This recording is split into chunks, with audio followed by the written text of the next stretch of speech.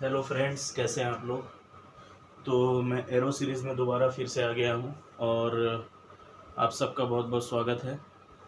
मैं जो भी टारगेट के स्टूडेंट हैं, नीट के, जो भी जिनका क्वालिफाई नहीं हो पा रहा है, जो तैयारी कर रहे हैं या जो भी कोटा में रहें या कहीं भी रहें, तो मैं उन सबको यही कहना चाहूँगा कि आप एरो सीरीज़ से जुड़िए और एरो सीरीज़ के जितने भी टारगेट के क्वेश्चंस हैं जो मैं करवा रहा हूँ उसको 2 बार 3 बार कीजिए। आपको लगता होगा कि आपको ये चीज़ आता है, लेकिन एग्ज़ाम में इस तरह के सवाल नहीं बनते हैं। तो लगना और बनना दोनों में क्या होता है, फ़र्क होता है। लग रहा है कि मुझे ये चीज़ आता है, लेकिन यही सवाल अगर मैं एग्ज़ाम में दे दूँ तो वो लड़का बनाना तो दूर की बात है, छू भी नहीं पाएगा। तो ठीक है, इस तरह से जो है आप लोग एरो सीरीज़ से जुड़िए और ज़्यादा से ज़्यादा प्रैक्टिस कीजिए, क्योंकि प्रैक्टिस से ही कुछ लक्ष्य जो है हासिल हो सकता है। बस ये नहीं कि मुझे ये चीज़ आता है, ईज़ी लग रहा है तो चलो भाई इसे छोड़ देते हैं। तो वैसे स्टूडेंट अगर ऐसा सोचेंगे तो उनका एग्ज़ाम क्लियर नहीं होगा। ये मेरा खुद का जो है अनुभव है। और मैं यही कहूँगा कि बहुत ज़्यादा डिफ़िकल्ट लेवल को भी नहीं टच करना है, बहुत ज़्यादा ईज़ी लेवल को भी नहीं टच करना है। उस लेवल को टच करना है जो लेवल आपके एग्ज़ाम के कट ऑफ को क्लियर कर दे। ठीक है?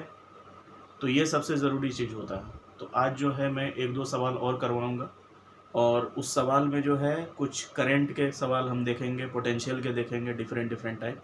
लेकिन ये सारे सवाल देखने से पहले मैं कुछ स्नैपशॉट जो है रिवीजन करवा देता हूँ, करंट, इलेक्ट्रिसिटी वगैरह ये सब में जो भी हम लोग पढ़ते हैं। तो देखिएगा, हम शुरू कर रहे हैं। सम रिवीजन टॉपिक, सम रिवीजन टॉपिक। ठीक है, बहुत लोग टारगेट बेच के पढ़े होंगे करंट, इलेक्ट्रिसिटी, सभी को आता ही होगा, लेकिन फिर भी चलो मैं कुछ रिवाइज करवा देता हूँ। तो पोटेंशियल जो होता है आप जानते हैं कि किसी भी टर्मिनल के अलोंग होता है। जैसे मान लीजिए एक मैं रेसिस्टर बना रहा हूँ, ठीक है, यहाँ से एक स्विच बना दिया, यहाँ से एक पोटेंशियल लगा दिया। अब ये पॉजिटिव पार्ट है, ये क्या है, नेगेटिव पार्ट है। तो हमको तो ये चीज़ मालूम है भाई कि करंट किधर से किधर फ्लो करता है कि नहीं। तो मान लेते हैं करंट ऐसे फ्लो कर रहा है इधर से, फिर करंट क्या होगा, वापस आएगा, नेगेटिव से निकलेगा, पॉजिटिव की तरफ आएगा। ठीक है, वो मानने का हम कुछ भी साइन कन्वेंशन मान सकते हैं, उससे कोई दिक्कत नहीं है, लेकिन बड़े वाले को पॉजिटिव लेते हैं, छोटे वाले को नेगेटिव लेते हैं। अब अगर हमको पोटेंशियल निकालना है ए बी का, ठीक है, ये ए बी है, इसका पोटेंशियल निकालना है, तो यहाँ पे जो करंट फ्लो आई कर रहा है, इस आई को इस पार्टिकुलर रेसिस्टर से क्या कर देंगे, मल्टीप्लाई कर देंगे, तो बी क्या हो जाएगा, आई इंटू आर। तो यहाँ से हम आई अगर हमको निकालने बोला तो वी बाई आर कर देंगे, ठीक है, या आर निकालने वाला तो वी बाई आई कर देंगे। एक चीज़ याद रखिएगा, ओम्स लॉ ये डिफाइन करता है कि जो पोटेंशियल होता है वो करंट के क्या होता है, डायरेक्टली प्रोपोर्शनल होता है। जैसे जैसे पोटेंशियल बढ़ेगा वैसे वैसे क्या होगा, करंट भी बढ़ेगा। तो हम देखेंगे यहाँ पर, ठीक है, ये पोटेंशियल और ये करंट है। तो ये ओम्स लॉ डिफाइन करता है कि potential is directly proportional to current. और इस प्रोपोर्शनलिटी कांस्टेंट को हटाने के लिए हम लोग क्या करते हैं, रेसिस्टेंस आर से मल्टीप्लाई कर देते हैं। तो V क्या लिख देते हैं, I इंटू आर। ठीक है, सबसे जरूरी चीज। अब देखिए एक चीज और समझना है यहाँ पे, ये R जो होता है, ये रेसिस्टेंस जो होता है, ये क्या होता है, रो एल बाई ए होता है। ये भी एक फॉर्मूला होता है, रो एल बाई ए। रो होता है रेसिस्टिविटी, रेसिस्टिविटी, एल क्या होता है, लेंथ, और ए क्या होता है, किसी भी वायर का क्रॉस सेक्शनल एरिया होता है। ठीक है, अब जैसे कि पोटेंशियल होता है, अगर हम पोटेंशियल की बात करें तो इलेक्ट्रोस्टैट में एक चीज और टर्म होता है, पोटेंशियल का फॉर्मूला होता है के क्यू बाई आर होता है। यानी के जो है वो क्या होता है मेरा, बोलिए, के क्या होता है, 1/4 पाई एप्स नॉट, है कि नहीं।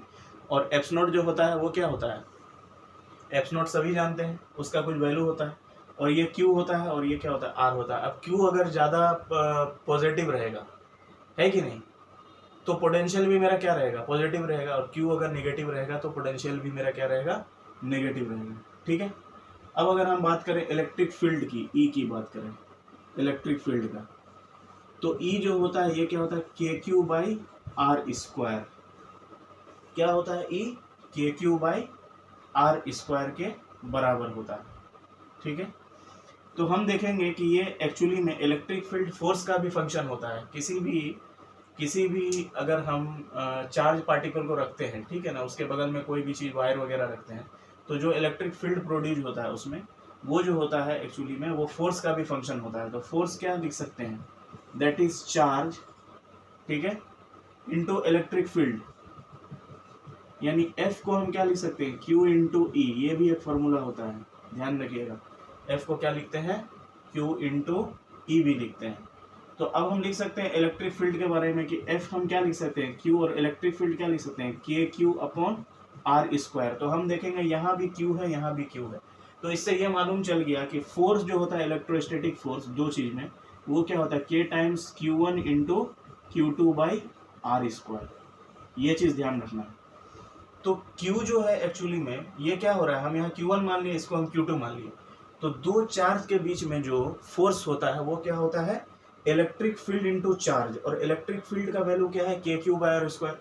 KQ बाय आर स्क्वायर को Q से मल्टीप्लाई कर दें तो क्या होगा, Q1 into Q2 by are square होगा, ठीक है। तो ये हमारा इलेक्ट्रिक फील्ड होता है, ठीक है। अब जो है हमको एक चीज समझना है कि जैसे मान लीजिए पोटेंशियल ग्रेडियंट होता है, पोटेंशियल पर यूनिट लेंथ, है ना।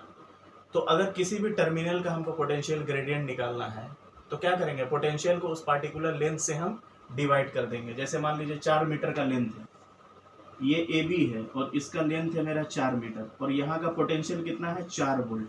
तो हमको बोलेगा कि पर मीटर पे पोटेंशियल का ड्रॉप क्या हो रहा है, तो हम बोलेंगे पोटेंशियल पर यूनिट लेंथ, यही होता है मेरा क्या, E होता है कि नहीं। इसको क्या बोलते हैं, पोटेंशियल ग्रेडियंट बोलते हैं। तो ये क्या होगा, 4/4, ठीक है, यहाँ पे कर देते हैं 4/4। ये क्या हो गया, वोल्ट, और ये मीटर हो गया, ये दोनों कैंसिल करेंगे तो 1 वोल्ट पर मीटर। यही हमको क्या दे देगा, पोटेंशियल ग्रेडियंट दे देगा। और इस तरह से हम E का अलग अलग वैल्यू क्या कर सकते हैं, निकाल सकते हैं। और ये पोटेंशियल ग्रेडियंट का यूज करके हम पोटेंशियल भी निकालते हैं, ठीक है। पोटेंशियल ग्रेडियंट को 1 बाय रेसिस्टेंस से डिवाइड कर देंगे तो हमको पार्टिकुलर टर्मिनल पे पोटेंशियल भी मिल जाएगा, ठीक है। तो ये सब कुछ पार्टिकुलर टर्म था। तो पोटेंशियल क्या था मेरा, KQ by R, electric field था क्या था, KQ upon R square, electrostatic force क्या था, चार्ज इंटू इलेक्ट्रिक फील्ड था, है कि नहीं। ये सब सारा चीज होता है। तो ठीक है, अब जो है हम लोग और ये तो ओम्स लॉ होता है, ये सभी जानते हैं। ये क्या होता है, ओम्स लॉ होता है, potential is directly proportional to current होता है, ठीक है। तो अब जो है हम लोग कुछ क्वेश्चंस पे करेंगे जो बेसिक टाइप के सवाल है, जो टारगेट बैच में बहुत ज़्यादा हम लोग को रामकथा नहीं पढ़ना, बहुत सारी चीज़ें होती है, लेकिन सारी चीज़ें जो है बहुत वास्ट लेवल पे जाने की जरूरत नहीं, उतना चीज़ जानेंगे जितना हम लोग को एग्ज़ाम में काम देने वाला, ठीक है। तो चलिए उस पर अगर मैं बोलना चाहूँगा तो और मैं एक डेढ़ घंटा बोल सकता हूँ, लेकिन मेरे पास उतना टाइम नहीं। मैं चाहता हूँ कि कम समय में अच्छे से अच्छे सवाल में टारगेट बैच के स्टूडेंट को करवा सकूँ, यही मेरा मेन एम है। तो ठीक है, इसको आप देख लीजिए और अब हम जो है क्वेश्चंस पे आएंगे।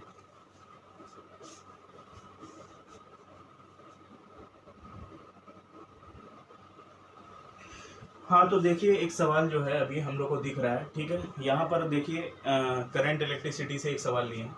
ये एक मेरा टर्मिनल दे रखा है और इस टर्मिनल का यहाँ का पोटेंशियल जो है मान लेते हैं इसको सेक्शन AB, ठीक है, इसको सेक्शन AB मान लेते हैं। और देखिए ये जो है सेक्शन, इस वाले सेक्शन को, इस वाले सेक्शन को हम रहने देते हैं। हमको एक्चुअली में क्या करना है कि ये जो AB सेक्शन है, इस AB सेक्शन में V का पोटेंशियल निकालना है। और पोटेंशियल निकालना है तो हमको यहाँ पे दे रखा है ये टर्मिनल जो है, ये पार्टिकुलर टर्मिनल जो है, इसका पोटेंशियल क्या है 18 वोल्ट और इंटरनल रेसिस्टेंस क्या है 2 ओम। तो यहाँ का हम पोटेंशियल देख रहे हैं 18 वोल्ट और इंटरनल रेसिस्टेंस क्या है, इस जगह का पोटेंशियल क्या है 18 वोल्ट और इंटरनल रेसिस्टेंस कितना दे रखा है 2 ओम दे रखा है। यहाँ का पोटेंशियल कितना है 12 वोल्ट और इंटरनल रेसिस्टेंस कितना दे रखा है 1 ओम। तो इस तरह के सवाल में एक्चुअली में हमको क्या करना पड़ेगा कि हमको ये AB का पोटेंशियल निकालने के लिए सबसे पहले क्या करना पड़ेगा, पोटेंशियल ग्रेडियंट का यूज़ करना पड़ेगा, जिसको E बोलते हैं, पोटेंशियल पर यूनिट लेंथ। और एक टर्म होता है E इफेक्टिव। तो इफेक्टिव पोटेंशियल को अगर हम इफेक्टिव जो है E इफेक्टिव को अगर हम निकाल देते हैं तो हमको पार्टिकुलर इस टर्मिनल का पोटेंशियल मिल जाएगा। तो E इफेक्टिव का जो फॉर्मूला होता है ध्यान रखिएगा क्या होता है, E इफेक्टिव यानी पोटेंशियल पर यूनिट लेंथ जो है, जिसको हम पोटेंशियल ग्रेडियंट बोल रहे थे, उसी चीज को बता रहे हैं। तो ये क्या होता है E1/R1 प्लस E2/R2 और ये होता है 1/R1 प्लस 1/R2। तो एक चीज समझिए यहाँ पे E1/R1 ये हमको क्या दे देगा, E1 तो हम पोटेंशियल पर यूनिट लेंथ मारे थे, यानी एक लेंथ पे कितना पोटेंशियल आ रहा है ना। इस पार्टिकुलर पोटेंशियल को रेसिस्टेंस से हम क्या कर देंगे, डिवाइड कर देंगे, तो हमको करंट मिलेगा। यहाँ भी रेसिस्टेंस से डिवाइड कर देंगे, करंट मिलेगा। और नीचे मेरा रेसिस्टेंस है, रेसिस्टेंस ऊपर जाएगा तो क्या होगा, करंट से मल्टीप्लाई हो जाएगा। और रेसिस्टेंस जब करंट से मल्टीप्लाई होता है तो हमको क्या मिलता है, पोटेंशियल मिलता है उस पार्टिकुलर टर्मिनल में। तो यहाँ पे हम देख लेंगे कैसे कर सकते हैं। E1 है तो E1 को क्या लिख सकते हैं, 18/2। इसको क्या लिख सकते हैं, 12/1। 1/R1 प्लस 1/R2, तो 1/R1 इसको हम R1 मान लेते हैं और इसको क्या मान लिए, R2 मान लिए। R1 जो है यहाँ का इस टर्मिनल का इंटरनल रेसिस्टेंस है और R2 क्या है, इस टर्मिनल का इंटरनल रेसिस्टेंस। और इफेक्टिव पोटेंशियल ग्रेडियंट का हम लोग यूज करके क्या करेंगे, पार्टिकुलर इस टर्मिनल पे पोटेंशियल AB पे निकाल देंगे। तो 1/R1 प्लस 1/R2 क्या हो जाएगा, 1/2 प्लस 1/1। यहाँ से सोल्व कीजिए, कितना आ रहा है, इसका एलसीएम 2 ले लिए, ये कितना हो गया 18 और ये हो गया 12 दूना 24। जल्दी जल्दी करेंगे। फिर ये कितना हो गया, इसका एलसीएम 2 ले लिए, ठीक है। ये कितना हो गया 1 और ये हो गया 2, 2 से 2 मेरा क्या हो गया, कैंसिल हो गया। 18 और 24 कितना हो गया, 8 4 12, 2 1 3 1 4, 42। ये कितना हो गया 42, डिवाइडेड बाय क्या कर देंगे, 3 कर देंगे। अब एक चीज समझना है, यहाँ पे एक चीज ध्यान से सुनिएगा। ये जो पार्टिकुलर चीज को हम डिवाइड किए थे, ये मेरा क्या मिला था, करंट मिला था, और ये क्या मिला था, रेसिस्टेंस। तो ये पार्टिकुलर चीज जब पूरा सॉल्व होगा तो ये हमको क्या दे देगा, पोटेंशियल दे देगा। ये क्या दे देगा, पोटेंशियल दे देगा। तो इसको सॉल्व कीजिए, 3 एकम 3, 3 चौके 12, यानी पार्टिकुलर जो पोटेंशियल निकला ये कितना निकला, 14 वोल्ट। कितना निकला, 14 वोल्ट। तो यहाँ से हम देख सकते हैं कि ये AB का जो है यहाँ का पोटेंशियल हमने कितना निकाल दिया, 14 वोल्ट। और ये किसके द्वारा निकला, इफेक्टिव E इफेक्टिव के द्वारा, पोटेंशियल पर यूनिट लेंथ के द्वारा हम लोग क्या किए, वो टर्मिनल E इफेक्टिव का फॉर्मूला यूज किया, E1/R1 प्लस E2/R2 अपन 1/R1 प्लस 1/R2। और R1 R2 क्या है, मेरा इंटरनल रेसिस्टेंस है, ठीक है।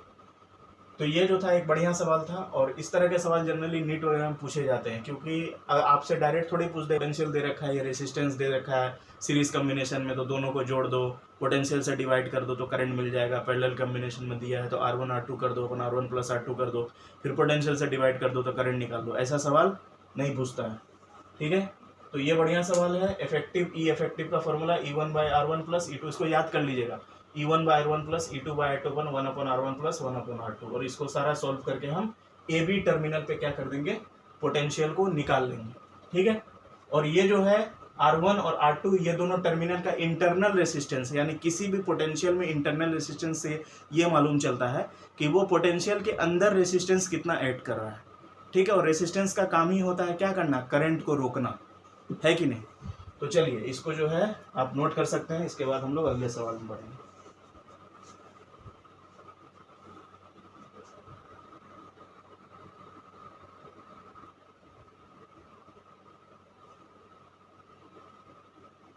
तो एक चीज़ ध्यान रखिएगा कि अभी हम जितना भी पोटेंशियल का सवाल किए थे, तो एक सबसे ज़रूरी चीज़ क्या होता है, एक सबसे ज़रूरी चीज़ क्या होता है कि कहीं कहीं पर क्या होता है कि हम लोग को यूज़ करना पड़ता है पोटेंशियल ग्रेडियंट, ठीक है।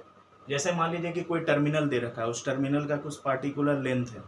अब हमको क्या करना है कि वो लेंथ जो दे रखा है, उस लेंथ में हमको उस लेंथ का यूनिट सेक्शन पर पोटेंशियल निकालना है। और फिर अगर हमको बोलेगा कि अब इतना बड़ा वायर है, उसका बीच का कुछ पार्ट का लेंथ दे दिया, फिर उस लेंथ का कहेगा कि इस टर्मिनल का हमको पोटेंशियल बताओ, ठीक है। तो इस तरह के सवाल जो है हम लोग क्या करते हैं, पोटेंशियल ग्रेडियंट से सॉल्व करते हैं। अभी हम एक सवाल बनाएंगे खुद से, और आप देखिएगा कि उस सवाल में हम किस तरह से पोटेंशियल ग्रेडियंट का यूज़ करते हैं। तो यहाँ पे जैसे मान लीजिए एक हम सवाल ले लेते हैं, ये जैसे मान लीजिए 6 वोल्ट है, ठीक है। थोड़ा सा इसको और बड़ा फिगर बना लेते हैं, 1 मिनट। जैसे मान लीजिए ये जो है 6 वोल्ट है, ठीक है। ये हमको कितना दे रखा है, 6 वोल्ट। अब अगर हम मान लेते हैं कि ये 6 वोल्ट अगर दे रखा है, और इसका एक सेक्शन ले लेते हैं हम, छोटा सा सेक्शन, ये सेक्शन है मेरा, ठीक है ना। अब इस सेक्शन का लेंथ हम मान लेते हैं 40 सेंटीमीटर। कितना मान लेते हैं, 40 सेंटीमीटर। और यहाँ से यहाँ इस जो है टर्मिनल को ए बी मान लेते हैं, और ए बी टर्मिनल का लेंथ मान लेते हैं हम 3 मीटर। ठीक है, तो ये जो वायर हमको दे रखा है, इस पार्टिकुलर वायर में, ठीक है ना, ये जो सेक्शन दे रखा है हमको, ये सेक्शन की हम बात कर रहे हैं, इस सेक्शन को हम सी डी मान लेते हैं। तो हमको एक चीज़ यहाँ पे समझना है कि ये जो पार्टिकुलर सी डी दे रखा है, इस सी डी का हमको क्या करना है, पोटेंशियल निकालना है। तो यहाँ से ए से बी का हमको लेंथ पता है 3 मीटर। तो हम जानते हैं कि अगर 3 मीटर उसका लेंथ दिया है और उस लेंथ के अलोंग अगर उसका पोटेंशियल जो गिवन है, तो पोटेंशियल और उस पार्टिकुलर लेंथ को अगर हम डिवाइड करेंगे तो हमको ये मालूम चल जाएगा कि लेंथ पे पोटेंशियल का डिस्ट्रीब्यूशन कितना है। तो यहाँ पे देख सकते हैं, ध्यान रखिएगा, इसमें 6 वोल्ट यहाँ पे दे रखा है और ये 3 मीटर दे रखा है। तो पोटेंशियल ग्रेडियंट जो होगा, पोटेंशियल ग्रेडियंट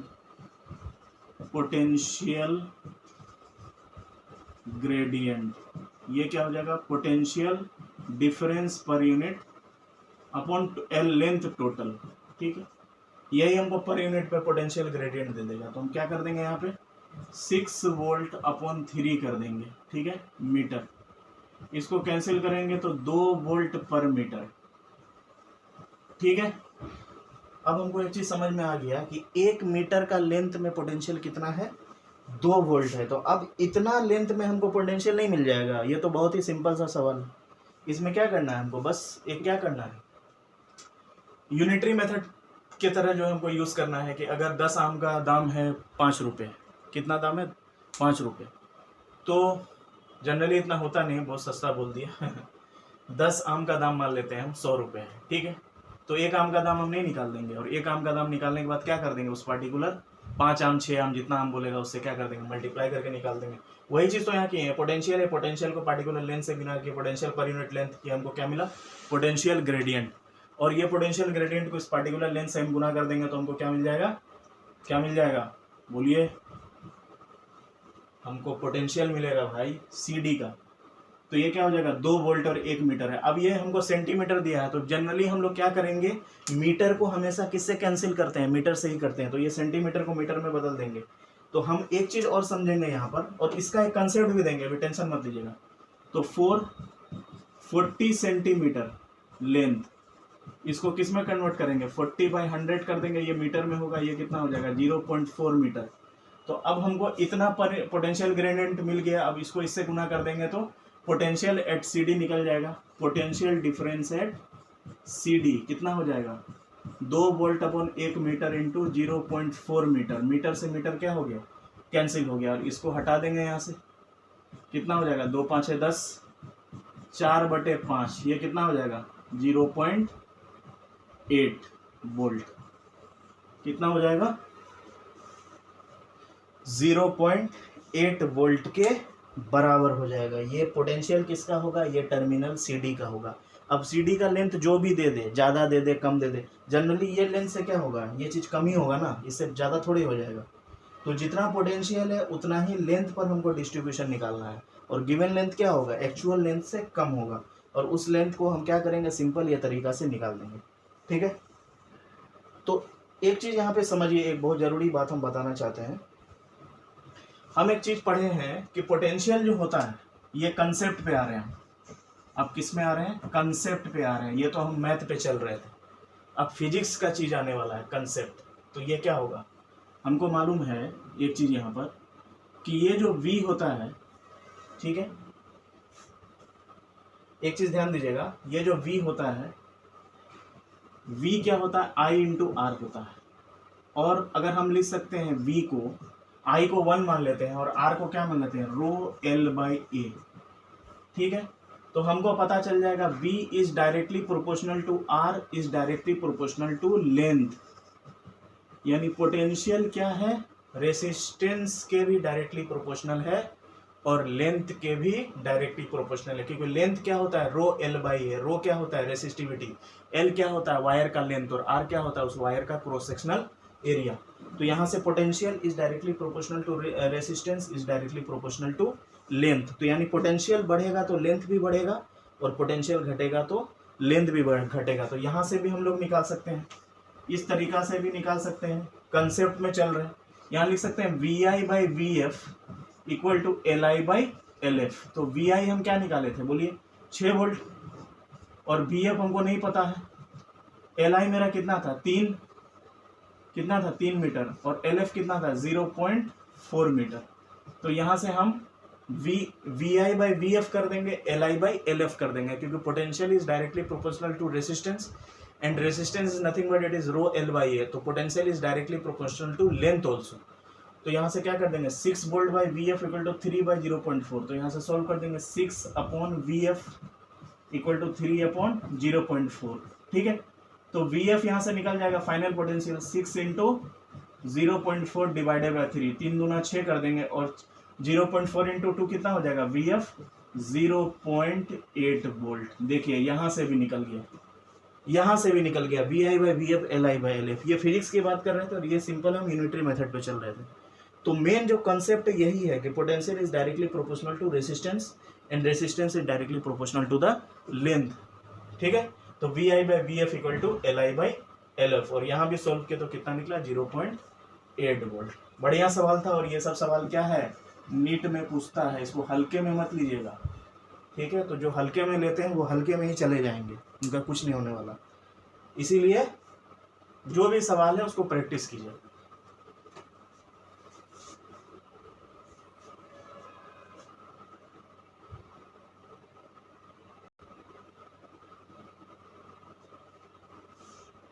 तो देखिएगा हमारे पास एक और सवाल है, अच्छा सवाल है। ठीक है, और इस तरह का सवाल में स्टूडेंट फंसता है। तो यहाँ पे समझिएगा कि ये जो पार्टिकुलर टर्मिनल दे रखा है हमको, ठीक है, तो यहाँ पे हम देखेंगे कि ये जो टर्मिनल है मेरे पास, इस टर्मिनल में A और B जो है ये बैटरी है। A and B is a battery. ठीक है, ये पार्टिकुलर बैटरी क्या है कनेक्टेड है इस चीज। अब हमको एक चीज समझना है कि ये जो बैटरी दे रखा है, तो इसमें जो भी रेसिस्टेंस है R जो भी दे रखा है, ठीक है, तो हमको एक्चुअली में ये टर्मिनल AFCEB में क्या निकालना है, करंट निकालना है। ठीक है, और A और B बैटरी है, इसका पोटेंशियल V मान लेते हैं। ठीक है, इसका पोटेंशियल हम क्या मान लिया V मान लिए। तो हमको AFCEB ठीक है, इस टर्मिनल में हमको क्या निकालना है, करंट निकालना है। तो देखिए एक चीज समझिए यहाँ पे कि AB जो मेरा ये पार्टिकुलर पोटेंशियल दे रखा है बैटरी का, ठीक है, तो हमको सबसे पहले ये समझना है कि AB में A के साथ कौन जुड़ा है, F है, और B के साथ कौन जुड़ा है, E जुड़ा हुआ है। तो सबसे पहले हम क्या करेंगे कि जो पोटेंशियल के साथ जो पार्टिकुलर टर्मिनल जुड़ा है उसको हम 2 डॉट मान लेंगे। तो यहाँ पे हम मान लेते हैं 2 डॉट ऐसे करके, इसको मान लेते हैं F, और इस डॉट को मान लेते हैं E मान लेते हैं। अब F से क्या जुड़ा है, F से क्या जुड़ा है ध्यान दीजिएगा, ये A जुड़ा है, और E से क्या जुड़ा है, ये B जुड़ा है। ठीक है, अब देखिए F किससे जुड़ा है, C से जुड़ा है, तो यहां से मान लेते हैं C।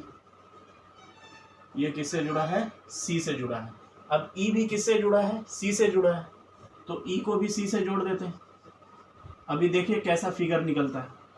ठीक है, F भी C से जुड़ा है। यहाँ देखिए F किससे जुड़ा है, C से जुड़ा है, और E किससे जुड़ा है, C से जुड़ा है। तो दोनों को क्या किए हम रेसिस्टेंस से ऐड कर दिए। ठीक है, चलिए अब आगे बढ़ते हैं।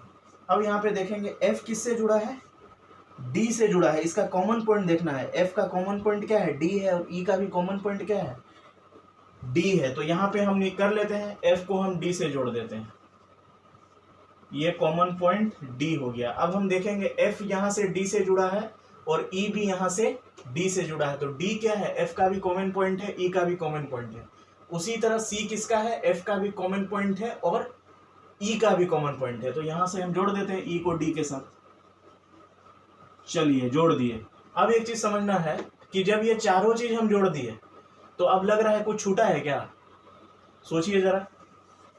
तो एक चीज छूटा है इसमें, बताएं क्या छूटा है। C और D जो है, ये सबसे साइड वाला जो छुपा हुआ वायर है, इसको हम नहीं लिए थे, तो यहाँ पे जोड़ लेते हैं। ये पार्टिकुलर क्या हो गया, C और D हो गया। इसको भी R से हम जोड़ लेते हैं। तो अब हम देखेंगे कि ये भी R है, ये भी R है, ये भी R है, और ये भी R है।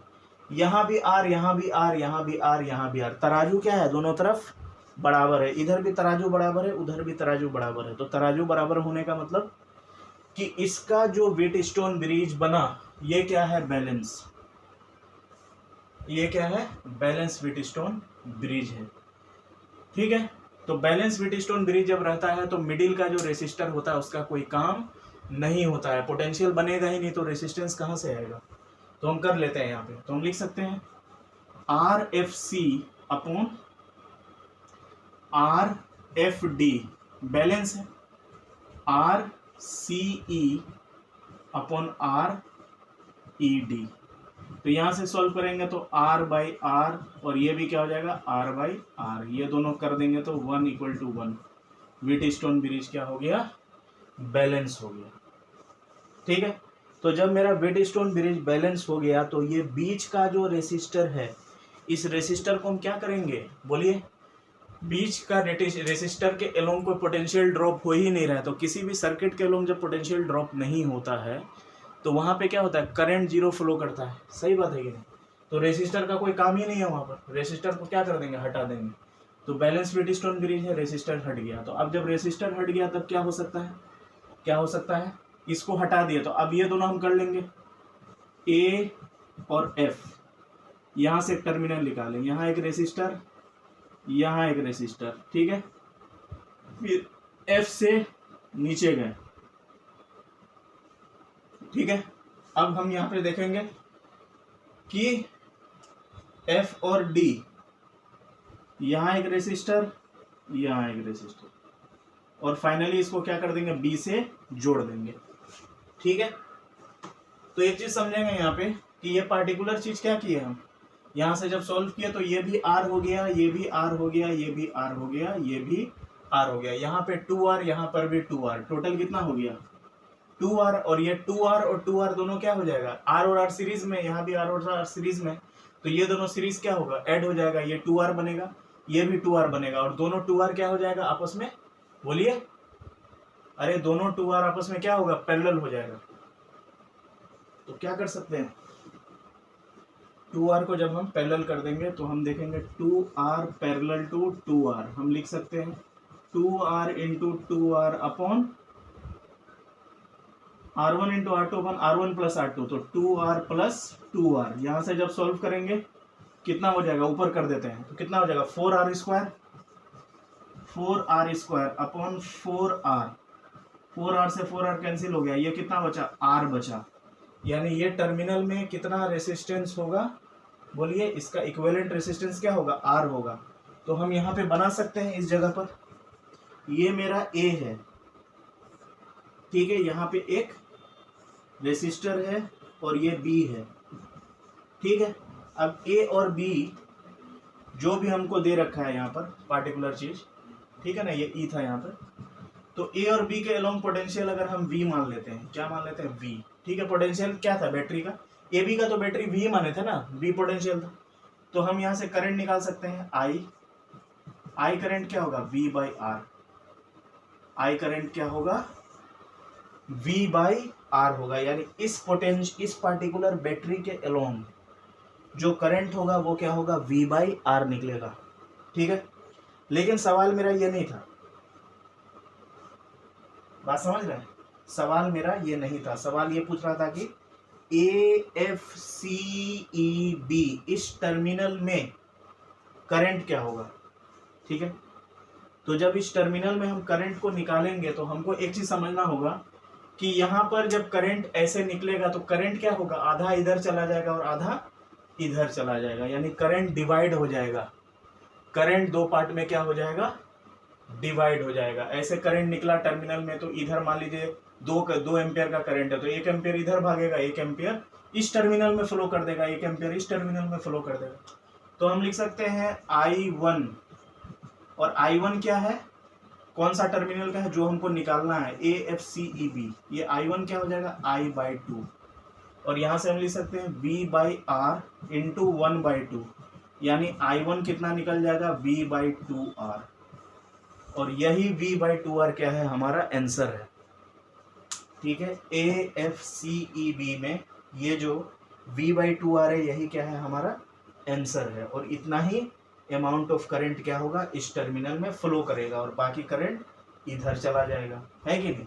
तो करंट क्या होता है, जैसे आई करंट गया और इधर एक टर्मिनल है इधर एक टर्मिनल है, और अगर हमको कहेगा कि करंट भाई बताओ दोनों जगह सब रेसिस्टेंस सब सेम है, बैलेंस है व्हीटस्टोन ब्रिज, तो करंट का फ्लो भी क्या होगा इक्वल होगा ना। अगर व्हीटस्टोन ब्रिज बिल्कुल सेम है, रेसिस्टेंस भी क्या है हर जगह सेम है, तो यानी कि अगर 2 एम्पेयर का करंट फ्लो कर रहा है तो 1 एम्पेयर इधर चला जाएगा 1 एम्पेयर उधर चला जाएगा, उसी तरह 1 एम्पेयर इधर भागेगा 1 एम्पेयर इधर भागेगा। तो टोटल करंट को क्या करेंगे 2 से डिवाइड कर देंगे और जो रिमेनिंग पार्ट होगा V/2R यही इस टर्मिनल में AFCEB में क्या करेगा फ्लो करेगा। तो देखिए मेरा इंटेंशन यही था कि सवाल अच्छे कराएं, ठीक है। टारगेट बैच में मेरा ये इंटेंशन नहीं है कि मैं ज़्यादा से ज़्यादा सब्सक्राइबर बढ़ाऊँ या ये करूँ वो सब मेरा इंटेंशन नहीं होता। मेरा इंटेंशन है कि मैक्सिमम इंडिया के स्टूडेंट को जो टारगेट बैच के हैं उनको मैं हेल्प करूँ ज़्यादा से ज़्यादा अच्छे सवाल करवा के, और यही मेरा इंटेंशन है। तो आप चैनल के साथ जुड़ के रहिए, ठीक है। और जो भी दिक्कत है आप कमेंट्स कीजिए, मैं हर कमेंट्स का जवाब दूंगा। कोई भी डाउट हो कुछ भी पूछना हो कमेंट्स में भी मुझसे पूछ सकते हैं। तो इस सवाल को बढ़िया से देख लीजिए, बैलेंस व्हीटस्टोन ब्रिज और करंट को हम क्या कर दिए 2 पार्ट में डिवाइड कर दिए, क्योंकि तराजू क्या था दोनों तरफ बराबर था, ठीक है। तो इस तरह से जो है चैनल के साथ जुड़ के रहिए, और भी हम अच्छे अच्छे सवाल कराएंगे।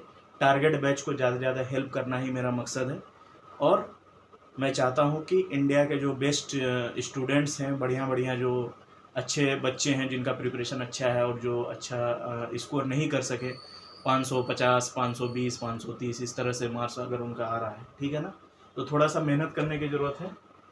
और इस तरह चैनल से जुड़ के रहिए, आराम से आपका सिलेक्शन होगा। और ठीक है, थैंक यू वेरी मच।